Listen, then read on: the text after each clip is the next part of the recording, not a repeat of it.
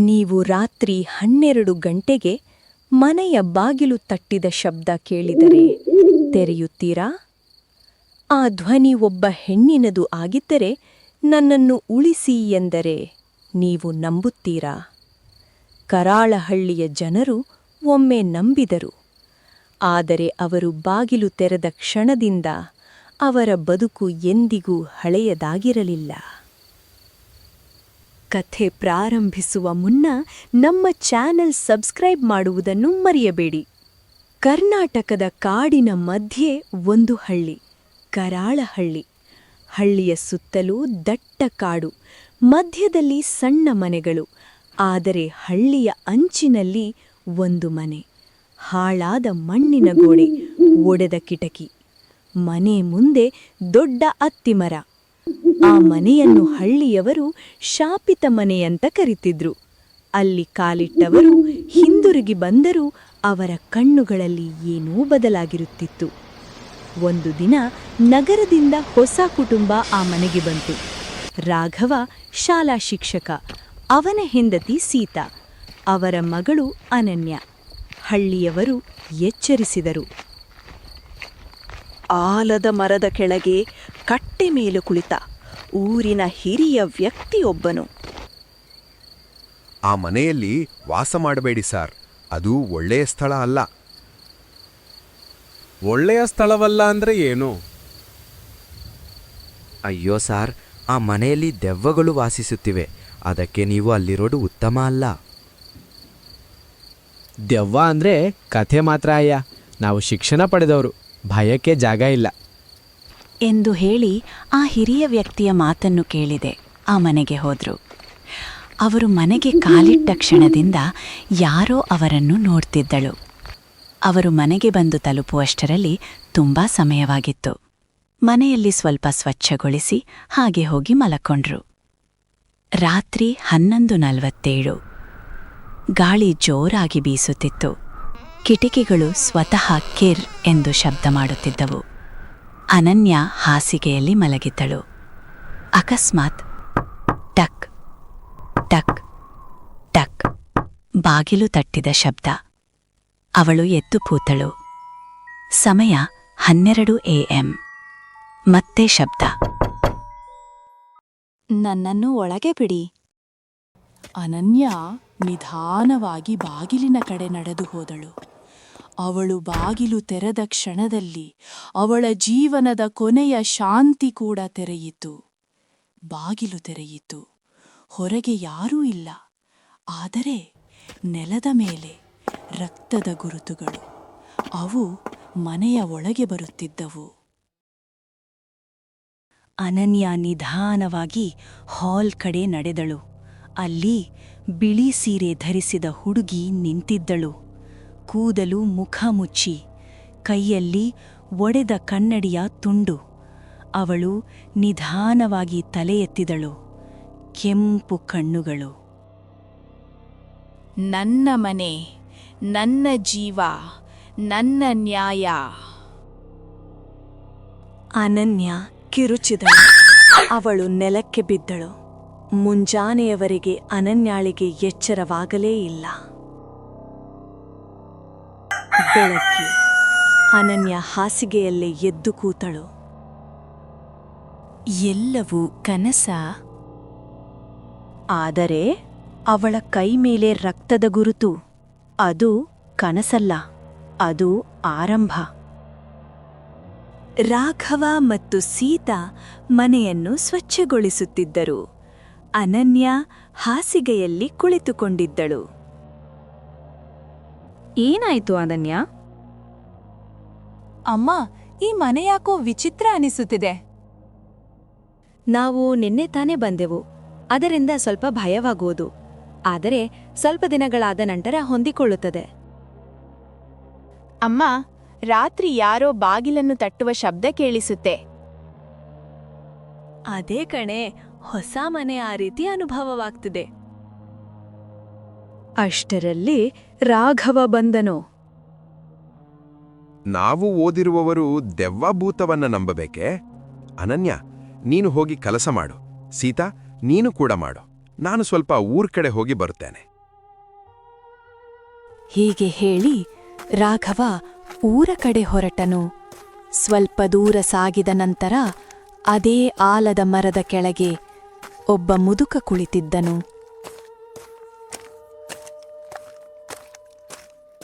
ಏನಪ್ಪ ನೀನು ಈ ಊರಿಗೆ ಹೊಸಬನಂತೆ ಕಾಣಿಸುತ್ತಿರುವೆ? ಹೌದು ತಾತ, ನಾನು ಈ ಊರಿನ ಶಾಲೆಯ ಹೊಸದಾಗಿ ಬಂದಿರುವ ಶಿಕ್ಷಕ. ಓ ಹೌದಾ? ಹಾಗಿದ್ರೆ ನೀವು ಎಲ್ಲಿ ವಾಸವಾಗಿದ್ದೀರಿ? ಅದೇ ತಾತ, ಊರಿನ ಅಂಚಿನಲ್ಲಿರುವ ಹಳೆ ಮನೆ. ಓ ಆ ಮನೆನಾ? ಎಷ್ಟು ದಿನ ಆಯಿತು ನೀವು ಬಂದು? ನಿನ್ನೆ ತಾನೇ ಬಂದ್ವು. ಏನಾದ್ರೂ ಸಮಸ್ಯೆಯೇ? ಅಲ್ಲಿ ದೆವ್ವಗಳು ವಾಸಿಸುತ್ತವೆ. ನೀವು ಅಲ್ಲಿರುವುದು ಸೂಕ್ತವಲ್ಲ. ಇದನ್ನು ಕೇಳಿ ರಾಘವ ಆ ಮುದುಕನ ಜೊತೆ ಮಾತನಾಡದೆ ಇದೆಲ್ಲ ಕಟ್ಟುಕಥೆ ಎಂದು ವಿವರಣೆ, ಜನರು ಬಲು ಮೂರ್ಖರು ಎಂದು ಹೇಳಿ ಅಲ್ಲಿಂದ ಹೊರಟು ಹೋದನು. ಅಲ್ಲಿ ಶಾಲೆ ಬಳಿ ಹೋದನು. ಶಾಲೆ ಏನು ತುಂಬಾ ಚೆನ್ನಾಗಿದೆ, ಆದ್ರೆ ಇಲ್ಲಿರೋ ಜನ ತುಂಬಾ ಮೂರ್ಖರು ಇದ್ದಾರೆ ಎಂದು ಮತ್ತೆ ಮನೆಗೆ ಹೊರಟನು. ಅಷ್ಟೊತ್ತಿಗೆ ಸಮಯ ಸಂಜೆ ಆಗಿತ್ತು. ಅನನ್ಯ ಮತ್ತು ಸೀತಾ ಇಬ್ಬರು ಮನೆಯಲ್ಲಿ ಕೆಲಸ ಮಾಡಿ ಮೇಲೆ ಕೂತಿದ್ದರು. ಇಷ್ಟೊತ್ತಿಗೆ ರಾಘವ ಒಳಗೆ ಬಂದನು. ಸೀತಾ, ಊಟವನ್ನು ತೆಗೆದುಕೊಂಡ್ ಬಾ. ತುಂಬಾ ಸಮಯವಾಗಿದೆ, ಮಲ್ಕೊಳ್ಳೋಣ. ಆಯ್ತರಿ, ಕುಳಿತುಕೊಳ್ಳಿ, ತೆಗೆದುಕೊಂಡು ಬರ್ತೇನೆ. 3 ಜನರು ಊಟ ಮಾಡಿದರು. ಪ್ರೀತಿಯು ಹಾಲಿನಲ್ಲಿ ಮತ್ತು ರಾಘವ ಸೀತಾ ಪಕ್ಕದ ರೂಮಿನಲ್ಲಿ ಮಲಗಿಕೊಂಡರು. ಸ್ವಲ್ಪ ಸಮಯದ ನಂತರ ಮತ್ತೆ ಬಾಗಿಲು ತಟ್ಟುವ ಶಬ್ದ ಕೇಳಿತು. ಅನನ್ಯ ಹೋಗಿ ಬಾಗಿಲನ್ನು ತೆರೆದಳು. ಅಲ್ಲಿ ಯಾರೂ ಕೂಡ ಕಾಣಲಿಲ್ಲ. ಯಾರೂ ಇಲ್ಲದನ್ನು ಕಂಡು ಅನನ್ಯ ಮತ್ತೆ ಬಾಗಿಲನ್ನು ಮುಚ್ಚಿದಳು. ಮತ್ತೆ ಮಲಗಲು ಬರುವಷ್ಟರಲ್ಲಿ ಇವರ ಹಾಸಿಗೆ ಮೇಲೆ ಒಂದು ಹಲ್ಲಿ ಬಿದ್ದಿತ್ತು. ಅದನ್ನು ಗಮನಿಸದೆ ಅದರ ಮೇಲೆ ಹಾಗೆ ಮಲಗಿದಳು. ಮರುದಿನ ಮುಂಚಾನೆ ಆ ಹಲ್ಲಿಯು ಅಲ್ಲಿ ಇರಲಿಲ್ಲ. ಹೀಗೆ 1-2 ದಿನ ಸಾಗಿತು. ಎಲ್ಲರೂ ಮಲಗುಕೊಂಡಿದ್ದರು. ಸಮಯ ರಾತ್ರಿ 12 ಗಂಟೆ. ಬಾಗಿಲನ್ನು ತಟ್ಟುವ ಶಬ್ದ. ಆದರೆ ಈ ಬಾರಿ ಬಾಗಿಲನ್ನು ತೆರೆಯಲು ಹೋದವ ರಾಘವ. ಇನ್ನೇನು ಬಾಗಿಲು ತೆಗೆಯಬೇಕೆನ್ನುವಷ್ಟರಲ್ಲಿ ಅವನಿಗೆ ಹೊರಗಿನಿಂದ ಅನನ್ಯಾಳ ದೇಹದಂತೆ ಕಾಣಿಸಿತು. ರಾಘವ ಗಾಬರಿಗೊಂಡು ಬಾಗಿಲನ್ನು ತೆರೆಯದೆ ಅನನ್ಯಾಳನ್ನು ನೋಡಲು ಒಳಗೆ ಬಂದನು. ಅಷ್ಟರಲ್ಲಿ ಅನನ್ಯ ಈಯೇ ಮಲಗಿದ್ದೆಳು. ಮರುದಿನ ಮುಂಜಾನೆ. ನಿನ್ನೆ ರಾತ್ರಿ ರಾಘವ ಬಾಗಿಲು ತೆರೆದಾಗ ಅವನು ನೋಡಿದ್ದು ದೆವ್ವವೋ ಅಥವಾ ತನ್ನ ಮಗಳ ಮುಖವೋ? ಆ ಕ್ಷಣದಲ್ಲಿ ಅವನಿಗೆ ಅರ್ಥವಾಗಲಿಲ್ಲ. ಆದರೆ ಆ ರಾತ್ರಿ ಅನನ್ಯ ಒಂಟಿಯಾಗಿರಲಿಲ್ಲ. ಬೆಳಗ್ಗೆ 6 ಗಂಟೆ. ಅನನ್ಯ ಹಾಸಿಗೆಯಲ್ಲಿ ಕುಳಿತಿದ್ದಳು. ಕಣ್ಣುಗಳು ತೆರೆದಿದ್ದರೂ ಅವಳು ಯಾವುದೋ ಶೂನ್ಯವನ್ನು ನೋಡುತ್ತಿದ್ದಳು. ಅನನ್ಯ, ಏನಾಯ್ತು? ನಿನ್ನೆ ರಾತ್ರಿ ಕಿರುಚಿದೆಯಲ್ಲ? ಅವಳ ಮುಖದಲ್ಲಿ ಒಂದು ವಿಚಿತ್ರ ನಗು. ಅಮ್ಮ, ನಾನು ಚೆನ್ನಾಗಿದ್ದೇನೆ, ಆದರೆ ಈ ಮನೆ ನನ್ನದು. ಸೀತಾ ಗಾಬರಿಯಾದಳು. ಅದು ಅನನ್ಯ ಧ್ವನಿಯಲ್ಲ, ಅದು ಮತ್ತೊಬ್ಬಳ ಶಬ್ದ. ಅನನ್ಯ ರೂಮಿನ ಕನ್ನಡಿಯ ಮುಂದೆ ನಿಂತಿದ್ದಳು. ಅವಳು ತನ್ನ ಮುಖ ನೋಡುತ್ತಿದ್ದಳು. ಅಕಸ್ಮಾತ್ ಕನ್ನಡಿಯಲ್ಲಿ ಅವಳ ಹಿಂದೆ ಬಿಳಿ ಸೀರೆ, ಕೂದಲು ಉದ್ದವಾಗಿ ನೆಲಕ್ಕೆ ತಾಗುತ್ತಿತ್ತು. ಅನನ್ಯ ಕಣ್ಣು ಮಿಟುಕಿಸಿದಳು. ಈ ಬಾರಿ ಕನ್ನಡಿಯಲ್ಲಿ ಅವಳ ಮುಖ ಬದಲಾಗಿದೆ. ಕಣ್ಣುಗಳು ಕೆಂಪು, ನಗು ಭಯಾನಕ. ನಾನು ಮರಳಿ ಬಂದಿದ್ದೇನೆ. ಅನನ್ಯ ಆ ಕನ್ನಡಿಯನ್ನು ಒಡೆದು ಹಾಕಿದಳು. 2 ದಿನಗಳ ನಂತರ ಆ ರಾತ್ರಿ ಮನೆ ತುಂಬಾ ನಿಶ್ಶಬ್ದ. ರಾಘವ ಮತ್ತು ಸೀತಾ ಮಲಗಿದ್ದರು. ಅನನ್ಯ ಹಾಸಿಗೆಯಲ್ಲಿ ಕುಳಿತಿದ್ದಳು. ಅವಳು ನಿಧಾನವಾಗಿ ಎದ್ದು ನಿಂತಳು. ಅವಳ ಕಾಲುಗಳು ನೆಲಕ್ಕೆ ತಾಗುತ್ತಿರಲಿಲ್ಲ. ಅವಳು ಹಾಲ್ ಕಡೆ ನಡೆದಳು. ಅತ್ತಿಮರದ ಕಡೆ ಕಿಟಕಿ ತೆರೆದಳು. ನನ್ನ ಮನೆ, ನನ್ನ ರಕ್ತ, ನನ್ನ ಪ್ರತೀಕಾರ. ಗಾಳಿ ಜೋರಾಯಿತು. ಅನನ್ಯ ಹಾಲ್ ಮಧ್ಯದಲ್ಲಿ ನಿಂತಿದ್ದಳು. ಅಕಸ್ಮಾತ್ ಅವಳ ದೇಹ ನಡುಗಿತು. ಅವಳು ನೆಲಕ್ಕೆ ಬಿದ್ದಳು. ಕಣ್ಣುಗಳು ಸಂಪೂರ್ಣ ಕೆಂಪು. ಅವಳ ಬಾಯಿಂದ 2 ಧ್ವನಿಗಳು ಕೇಳಿಸತೊಡಗಿದವು. ಅಪ್ಪ, ನನ್ನನ್ನು ಉಳಿಸಿ. ನ್ಯಾಯ ಸಿಗುವವರೆಗೆ ನಾನು ಬಿಡುವುದಿಲ್ಲ. ರಾಘವ ಓಡಿ ಬಂದನು. ಅವನು ಮಗಳ ಕೈ ಹಿಡಿದನು. ನೀನು ಯಾರು? ನನ್ನ ಮಗಳನ್ನು ಬಿಡು, ಅವಳ ತಪ್ಪೇನು? ಅನನ್ಯ ನಿಧಾನವಾಗಿ ತಲೆ ಎತ್ತಿದಳು. ಅವಳ ಕಣ್ಣುಗಳಲ್ಲಿ ಕೋಪ ಮತ್ತು ನೋವು ಒಂದೇ ಸಮಯದಲ್ಲಿ. ಅವಳು ನಿರಪರಾಧಿ. ಆದರೆ ಈ ಮನೆ, ಈ ರಕ್ತ, ಇವು ನನಗೆ ಸೇರಿದವು. ಅನನ್ಯ ಅತ್ತಿಮರದ ಕಡೆ ಓಡಿದಳು. ರಾಘವ ಮತ್ತು ಸೀತಾ ಹಿಂಬಾಲಿಸಿದರು. ಅವಳು ಮರದ ಕೆಳಗೆ ನಿಂತಳು. ನೆಲದ ಕಡೆ ಬೆರಳು ತೋರಿಸಿದಳು. ಇಲ್ಲಿ ನನ್ನ ರಕ್ತ ಸುರಿಯಿತು. ರಾಘವ ನೆಲ ತೋಡಲು ಪ್ರಾರಂಭಿಸಿದನು. ಕೆಲವೇ ನಿಮಿಷಗಳಲ್ಲಿ ಹಳೆಯ ರಕ್ತದ ಮಚ್ಚೆ ತಗುಲಿದ ಮಡಿಕೆ ಸಿಕ್ಕಿತು. ಸೀತಾ ನಡುಗಿದಳು. ಅದು ಕೇವಲ ಮಡಿಕೆಯಲ್ಲ, ಅದು ಶಾಪದ ಕೊಂಡಿ. ಅನನ್ಯ ನಿಧಾನವಾಗಿ ನೆಲಕ್ಕೆ ಬಿದ್ದಳು. ಅವಳು ಕಣ್ಣು ಮುಚ್ಚಿದಳು. ಸ್ವಲ್ಪ ಸಮಯಗಳ ನಂತರ ಮತ್ತೆ ಕಣ್ಣು ತೆರೆದಾಗ ಅವಳು ಸಾಮಾನ್ಯವಾಗಿದ್ದಳು. ಅಪ್ಪ, ನಾನು ಇಲ್ಲಿ ಹೇಗೆ ಬಂದೆ? ರಾಘವ ಅವಳನ್ನು ಅಪ್ಪಿಕೊಂಡನು. ಆದರೆ ಅವಳ ಬೆನ್ನ ಹಿಂದೆ ಒಂದು ನೆರಳು ನಿಂತಿತ್ತು. ಬಿಳಿ ಸೀರೆ, ಕೆಂಪು ಕಣ್ಣು, ರಕ್ತಮಾಲಿನಿ. ಇದು ಕೇವಲ ಆರಂಭ. ಅನನ್ಯ ಮೇಲೆ ಆತ್ಮ ಪ್ರವೇಶವಾಗಿತ್ತು. ಆದರೆ ಅದು ಕೇವಲ ತಾತ್ಕಾಲಿಕವಲ್ಲ.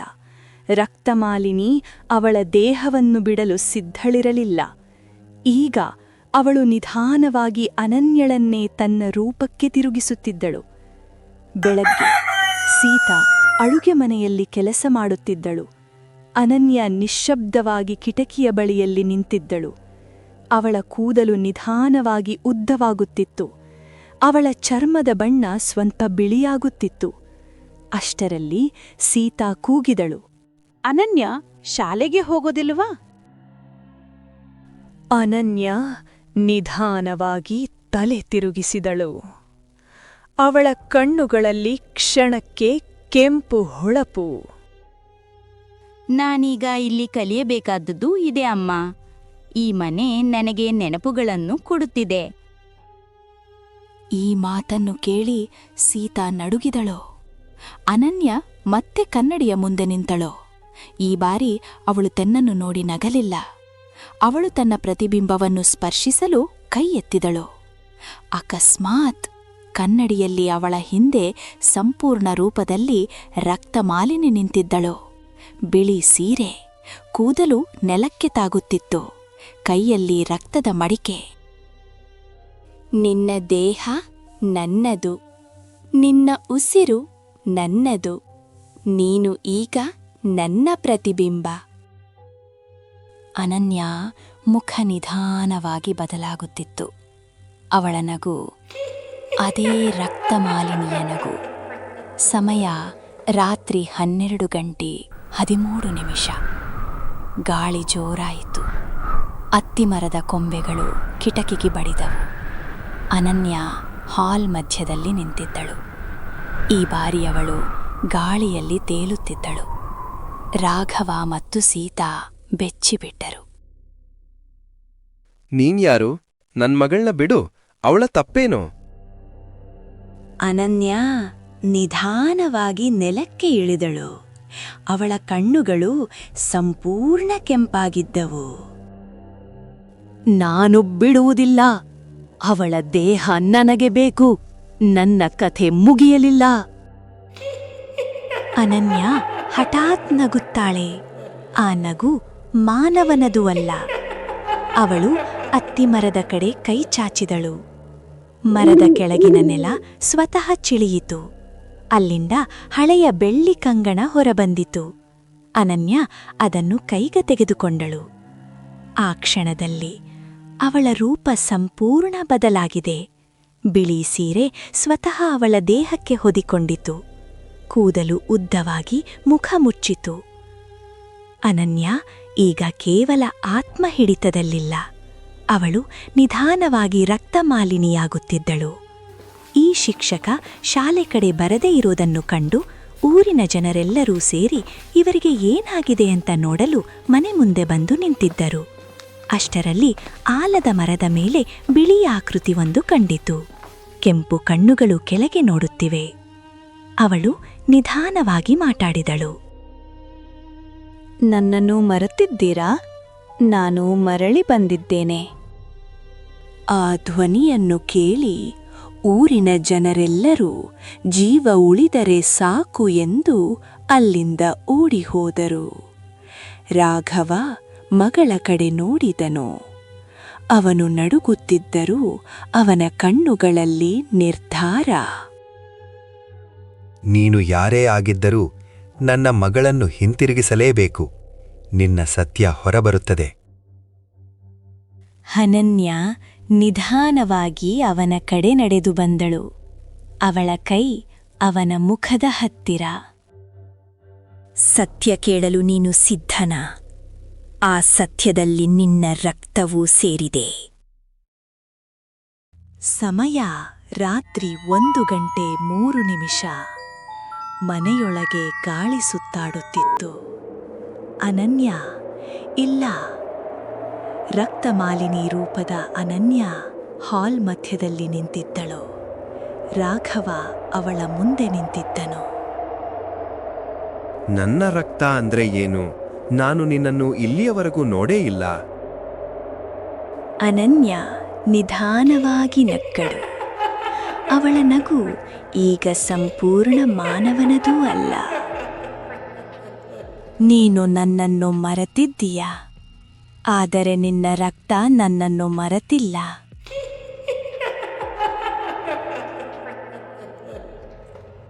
ಅವಳು ಕೈ ಎತ್ತಿದಳು. ಹಾಲ್ ಗೋಡೆಯ ಮೇಲೆ ನೆರಳುಗಳು ಮೂಡಿದವು. ಒಂದು ಹಳೆಯ ಮನೆ, ಒಂದು ಮಳೆಯ ರಾತ್ರಿ, ಒಬ್ಬ ಜಮೀನ್ದಾರ, ಒಬ್ಬ ಹೆಣ್ಣು. ಹೌದು, ಈಗ ಸತ್ಯದ ಬಾಗಿಲು ತೆರೆಯುತ್ತಿದೆ. ಗೋಡೆಯ ಮೇಲೆ ಮೂಡಿದ ನೆರಳಲ್ಲಿ ಜಮೀನ್ದಾರನ ಮುಖ ಸ್ಪಷ್ಟವಾಯಿತು. ರಾಘವ ಆ ಮುಖ ನೋಡಿ ಬೆಚ್ಚಿಬಿದ್ದನು. ಅದು ಅವನ ತಾತನ ಮುಖ. ಇದು ಸಾಧ್ಯವೇ ಇಲ್ಲ. ನಿನ್ನ ತಾತ ನನ್ನ ಜೀವ ಕಸಿದವನು. ನಿನ್ನ ಕುಟುಂಬ ನನ್ನ ರಕ್ತದ ಬೆಲೆ ತೀರಿಸದೇ ಬದುಕಿದೆ. ಸೀತಾ ಕಿರುಚಿದಳು. ರಾಘವ ಕೇವಲ ಶಿಕ್ಷಕ ಅಲ್ಲ, ಅವನು ಆ ಜಮೀನ್ದಾರನ ಮೊಮ್ಮಗ. ರಕ್ತಮಾಲಿನಿ ನಿಧಾನವಾಗಿ ಮುಂದೆ ಬಂದಳು. ಅವಳ ಕಣ್ಣುಗಳು ಜ್ವಾಲೆಯಂತೆ ಹೊಳೆಯುತ್ತಿದ್ದವು. ರಕ್ತಮಾಲಿನಿ ಭಾವಭರಿತ ಕೋಪದಲ್ಲಿ. ಆ ರಾತ್ರಿ ನಾನು ಕಿರುಚಿದೆ. ನನ್ನ ತಂದೆ ಕಣ್ಣೀರಿಟ್ಟರು. ಆದರೆ ನಿಮ್ಮ ವಂಶ ನನ್ನ ನೋವನ್ನು ಮಣ್ಣಿನಲ್ಲಿ ಹೂತು ಹಾಕಿತು. ಅವಳ ಧ್ವನಿ ಕಂಪಿಸಿತು. ಆ ರಾತ್ರಿ ನಾನು ಕಿರುಚಿದೆ. ನನ್ನ ತಂದೆ ಕಣ್ಣೀರಿಟ್ಟರು. ಆದರೆ ನಿಮ್ಮ ವಂಶ ನನ್ನ ನೋವನ್ನು ಮಣ್ಣಿನಲ್ಲಿ ಹೂತು ಹಾಕಿತು. ನನ್ನ ಆತ್ಮಕ್ಕೆ ನ್ಯಾಯ ಸಿಗಲಿಲ್ಲ.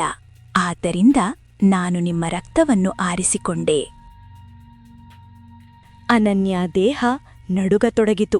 ಅವಳು ನೆಲಕ್ಕೆ ಬಿದ್ದಳು. ಅವಳ ಕಣ್ಣುಗಳಲ್ಲಿ ಕ್ಷಣಕ್ಕೆ ಹಳೆಯ ಅನನ್ಯ ಕಾಣಿಸಿಕೊಂಡಳು. ಅಪ್ಪ, ನನಗೆ ಭಯವಾಗ್ತಿದೆ. ಆದರೆ ತಕ್ಷಣ ಮತ್ತೆ ಕೆಂಪು ಹೊಳಪು. ಗಾಳಿ ಭೀಕರವಾಗಿ ಬೀಸತೊಡಗಿತು. ಅತ್ತಿಮರದ ಕೊಂಬೆಗಳು ಮುರಿಯಲು ಶುರುವಾದವು. ಅನನ್ಯ ನಿಧಾನವಾಗಿ ಗಾಳಿಯಲ್ಲಿ ಎದ್ದಳು. ಅವಳ ಬಟ್ಟೆ ಬಿಳಿ ಸೀರೆಯಾಗಿ ಬದಲಾಯಿತು. ಕೂದಲು ಉದ್ದವಾಗಿ ಹರಡಿತು. ಈಗ ಅವಳು ಕೇವಲ ಆತ್ಮಹಿಡಿತದಲ್ಲಿಲ್ಲ, ಅವಳು ತನ್ನ ದೇಹವನ್ನು ಕಳೆದುಕೊಳ್ಳುತ್ತಿದ್ದಳು. ನಿನ್ನ ವಂಶ ಮುಗಿದಾಗ ನನ್ನ ಆತ್ಮ ಶಾಂತಿಯಾಗುತ್ತದೆ. ರಾಘವ ಕಣ್ಣೀರಿಟ್ಟನು, ಮಂಡಿಯುರಿ ಕುಳಿತುಕೊಂಡನು. ನನ್ನ ತಾತ ಮಾಡಿದ ತಪ್ಪಿಗೆ ನಾನು ಕ್ಷಮೆ ಕೇಳುತ್ತೇನೆ. ನನ್ನ ಮಗಳನ್ನು ಬಿಡು. ನನ್ನ ಜೀವ ಬೇಕಾದರೆ ತೆಗೆದುಕೋ, ಆದರೆ ಅವಳನ್ನು ಬಿಡು. ಅನನ್ಯ ಕ್ಷಣಕ್ಕೆ ನಿಶ್ಶಬ್ದಳಾದಳು. ಅವಳ ಕಣ್ಣುಗಳಲ್ಲಿ ಕೋಪ ಕಡಿಮೆಯಾಯಿತು. ಆದರೆ ತಕ್ಷಣ ಕ್ಷಮೆ ಸಾಕಾಗುವುದಿಲ್ಲ, ರಕ್ತಕ್ಕೆ ರಕ್ತವೇ ಬೇಕು. ಆ ಮರದ ಕೆಳಗೆ, ನನ್ನ ದೇಹ ಮಣ್ಣಿನಲ್ಲಿ. ರಾಘವ ಬೆಚ್ಚಿಬಿದ್ದನು. ಇದುವರೆಗೆ ಯಾರೂ ಆ ಮರದ ಕೆಳಗೆ ತೋಡಿರಲಿಲ್ಲ. ಈಗ ಸತ್ಯ ಸಂಪೂರ್ಣವಾಗಿ ಹೊರಬರಬೇಕು. ಅನನ್ಯ ನಿಧಾನವಾಗಿ ಗಾಳಿಯಲ್ಲಿ ತೇಲುತ್ತಿದ್ದಳು. ಅವಳ ಧ್ವನಿ ದಟ್ಟವಾಗುತ್ತಿತ್ತು. ನಾಳೆ ಪೂರ್ಣಚಂದ್ರ. ಆ ರಾತ್ರಿ ವಂಶದ ಕೊನೆಯ ಅಧ್ಯಾಯ ಬರೆಯಲಾಗುತ್ತದೆ. ಪೂರ್ಣಚಂದ್ರದ ರಾತ್ರಿ ಹತ್ತಿರ ಬರುತ್ತಿದೆ. ರಕ್ತಮಾಲಿನಿ ತನ್ನ ಪ್ರತೀಕಾರದ ಅಂತಿಮ ಅಧ್ಯಾಯಕ್ಕೆ ಸಿದ್ಧಳಾಗಿದ್ದಾಳೆ. ರಾಘವ ಒಬ್ಬನೇ ಈ ಶಾಪವನ್ನು ಎದುರಿಸಲಾರನು. ಆದ್ದರಿಂದ ಹಳ್ಳಿಗೆ ಕರೆತರಲಾಯಿತು ಒಬ್ಬ ಪುರಾತನ ತಾಂತ್ರಿಕ. ಆ ತಾಂತ್ರಿಕ ಯಾರು? ಆ ಮಂತ್ರವಾದಿಯು ರಕ್ತಮಾಲಿನಿಯನ್ನು ನಾಶಪಡಿಸಿ ಅನನ್ಯಳನ್ನು ಉಳಿಸುತ್ತಾನೆಯೇ? ಇಂಟ್ರೆಸ್ಟಿಂಗ್ ಕಥೆಗಾಗಿ ಪಾರ್ಟ್ 2 ಎಂದು ಕಮೆಂಟ್ ಮಾಡಿ. ಈ ಕಥೆ ಇಷ್ಟವಾದಲ್ಲಿ ಲೈಕ್ ಮಾಡಿ, ಶೇರ್ ಮಾಡಿ, ಸಬ್ಸ್ಕ್ರೈಬ್ ಮಾಡಿ. ನಮಸ್ಕಾರ.